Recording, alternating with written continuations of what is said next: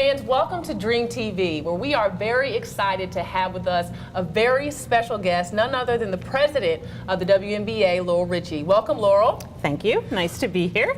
Exciting time. I know you've been traveling a lot, catching up with all the teams. What has the 18th season been like for you so far? You know, in some ways, it's hard to believe this is my fourth season. You know, some ways the time has gone really quickly, and other times I can remember I was having dinner last night with Angela and Kelly and Mary, and we were reflecting back on that was my very first dinner as the WNBA president, was with the owners of the Atlanta Dream, and it just brought back incredible memories, and all good memories. And as you look at your time so far, what memories really stand out to you in terms of your journey in the league? You know, I remember conversations with players, you know, meeting them for the first time, going into the locker room and just feeling very, very welcomed. My first season, meeting the players, meeting the coaches, telling them that I had such great respect for the work that they do on the court, and was really excited to see what I could bring off the court. This off season, we had my first CBA negotiations, and so I remember very clearly the beginning of those discussions, and Tamika Catchings coming in and taking off her jacket and sort of having her gams leaning on the table and guns, and I was thinking, oh, this may be a little tougher than I imagined, and then sort of successfully getting through that. Some great all-star moments. You know, I remember Angel McCoughtry, I think it was my first all-star, where, you know, the ball went up to the backboard, she caught her own rebound and made the basket, and I think all of us were like, wait a minute, where is instant replay? Because it was just crazy. You know, you're used to all-star being in between players, not one player handling it all by herself, but that was classic Angel.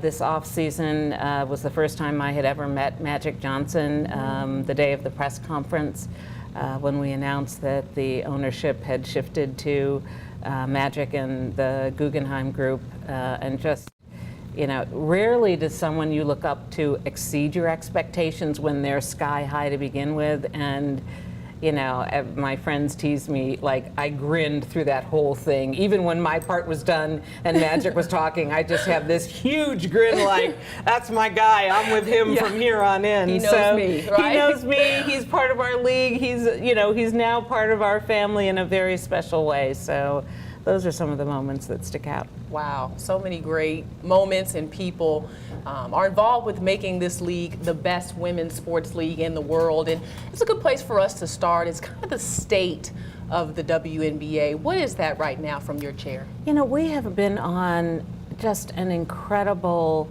track of growth. And I speak about the league, but it really is about the work that we do in conjunction with our teams. You know, I'm really clear that while I may try to provide some leadership from my office in New York, it is the 12 teams and the 12 markets that really make it happen. But I am excited about ESPN extending their contract and partnership with us through 2022. I'm excited that we have a league-wide marquee partner in Boost Mobile. I am excited that ESPN, as our partner, has been committed to not only broadcasting our games, but our draft and our draft lottery. So I feel incredible support from them, and they are very much in it with us to promote the game and promote the league. We've had this year, just this draft class is amazing. 28 members of this class have made a roster, and 7 have started at least one game, and most of them more than one game. And I think that really speaks to the future of the league, the depth of the league, the depth of talent in the league. And then we still have Angel and Diana and Sue Bird coming back healthy, and Sylvia Fowles and Tamika Catchings. So I just feel like we have this incredible group of athletes who are bringing their best, and it's now feeling multi-generational, which I think is just is a statement and a manifestation of where we are. Yeah, I think we got a very close glimpse at what the rookie class can do in watching Shoni Schimmel. I mean, look at where she is with the All-Star votes. I'm like, the popularity of some of these young players coming in has been amazing and fun to watch as well. So you really capture the essence of what is going on in the WNBA right now across the board. But as the president, your vision, what do you see happening in the next 18 years in this league? Yeah, you know, my ultimate goal is when the media covers sports in this country, they refer to the 5 major professional sports leagues. So right now, in my very, very humble opinion, they seem to limit that to 4, and I believe there are 5. And so, me too. Thank you.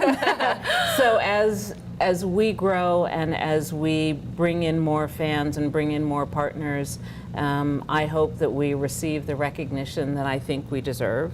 I hope that our players become household names, and maybe not all 144, but our top players should be household names, and we should know what they do on the court and know a little bit about them off the court, because to an athlete and to a woman, they are amazing, amazing young women who, you know, I'm glad I'm another generation because I'm not sure I could hold my own versus them.